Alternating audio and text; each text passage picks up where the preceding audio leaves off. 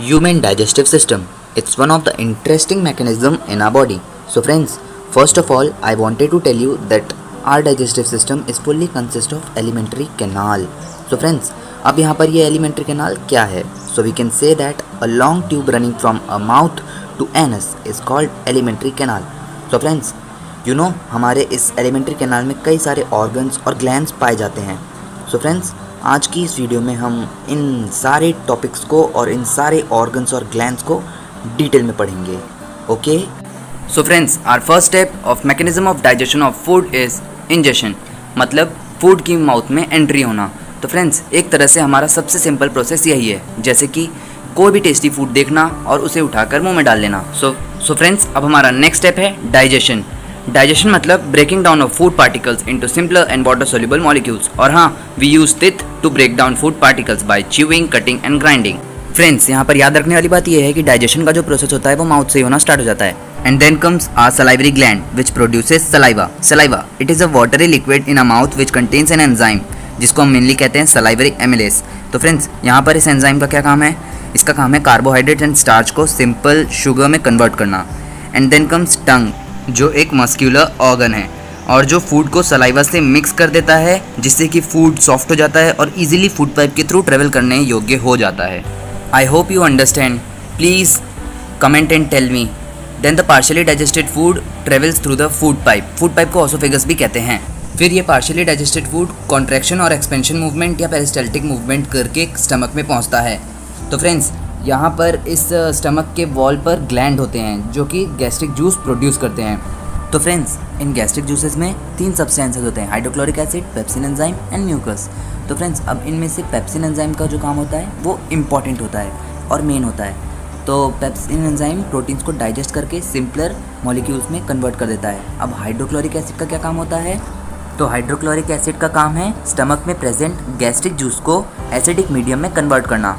वो क्या है ना कि जो बेचारा पेप्सिन है वो एसिडिक मीडियम में ही काम कर पाता है. इसलिए तो होगा क्या कि जब पेप्सिन एंजाइम एसिडिक हो जाएगा तो प्रोटीन्स को इजीली ब्रेक डाउन कर पाएगा और अपना काम प्रॉपर्ली कर पाएगा.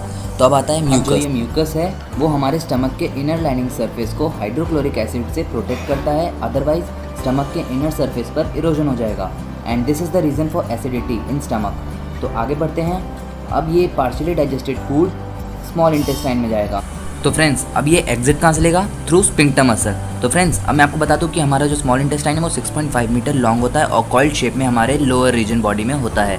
तो फ्रेंड्स, हमारा स्मॉल इंटेस्टाइन में कंप्लीट डाइजेशन हो जाता है और यहाँ पे कार्बोहाइड्रेट्स, प्रोटीन्स एंड फैट्स का कंप्लीट फाइनल डाइजेशन होता है.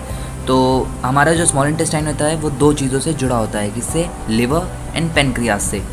यहाँ लिवर एक सब्सटेंस प्रोड्यूस करता है जिसे बाइल कहते हैं और जो लिवर के अंदर गॉल ब्लैडर में स्टोर्ड होता है. और बाइल नेचर में एल्कलाइन भी होता है.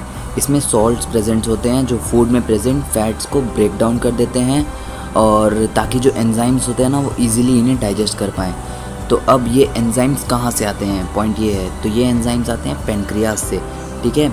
और ये एंजाइम सिर्फ एल्कलाइन मीडियम में ही वर्क कर सकते हैं.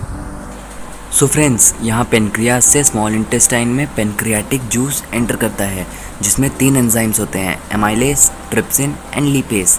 एमाइलेस स्टार्च और कार्बोहाइड्रेट्स को ब्रेक डाउन करता है, ट्रिप्सिन प्रोटीन्स को ब्रेक डाउन करता है और लिपेस फैट्स को ब्रेक डाउन करता है, जो कॉम्प्लेक्स कार्बोहाइड्रेट्स को ग्लूकोज में कन्वर्ट करते हैं और प्रोटीन्स को एमिनो एसिड्स में कन्वर्ट करते हैं और फैट्स को फैटी एसिड या ग्लिसरॉल में कन्वर्ट करते हैं. अब फाइनली हमारा डाइजेशन कंप्लीट हो जाता है. तो फ्रेंड्स, अब यहाँ पर हमारी बॉडी ने लार्ज इनसॉल्यूबल फूड को कन्वर्ट कर दिया है वाटर सोल्यूबल मॉलिक्यूल्स में. अब फ्रेंड्स, ये सारा इतना बड़ा प्रोसेस क्यों होता है हमारी बॉडी में? ताकि फाइनल प्रोडक्ट्स जैसे glucose, amino acid and glycerol blood के थ्रू हमारे डिफरेंट पार्ट्स तक पहुँचाए जा सके, जहाँ ये सेल्स में स्टोर्ड होते हैं और तो और हमारी बॉडी के मतलब energy, growth and body repair के काम भी आते हैं. तो अब आता है हमारा थर्ड स्टेप जो है एब्जॉर्प्शन. तो फ्रेंड्स, अब यहाँ पर स्मॉल इंटेस्टाइन की इनर लाइनिंग सरफेस पर कुछ स्मॉल फिंगर लाइक प्रोजेक्शन होते हैं, हम जिन्हें क्या कहते हैं? विलाई कहते हैं. ये विलाई ब्लड वेसल से कनेक्टेड होती हैं जिससे कि ये विलाई फूड्स को एब्जॉर्ब करती हैं और फिर ब्लड वेसल्स तक पहुँचाती हैं. अब हमारा फोर्थ स्टेप आता है एसिमिलेशन। इस स्टेप में blood digested and dissolve food molecules को, मतलब glucose, amino acid and glycerol को बॉडी सेल्स तक लेकर जाते हैं।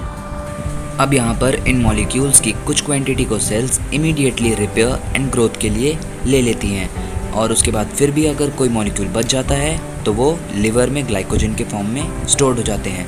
ओके, तो फ्रेंड्स यहाँ तक पढ़ लेने के बाद हम आते हैं अपने लास्ट स्टेप पर, जो है इजेशन। फ्रेंड्स यहाँ पर फूड स्मॉल इंटेस्टाइन के बाद डायरेक्ट लार्ज इंटेस्टाइन में जाता है, जहाँ पे लार्ज इंटेस्टाइन फूड से एक्सेस वाटर एब्जॉर्ब कर लेता है और फिर ये फूड पार्टिकल्स रेक्टम में जाके स्टोर हो जाते हैं, फिर कुछ देर बाद एनस से एक्सक्रीट हो जाते हैं। Oh yeah!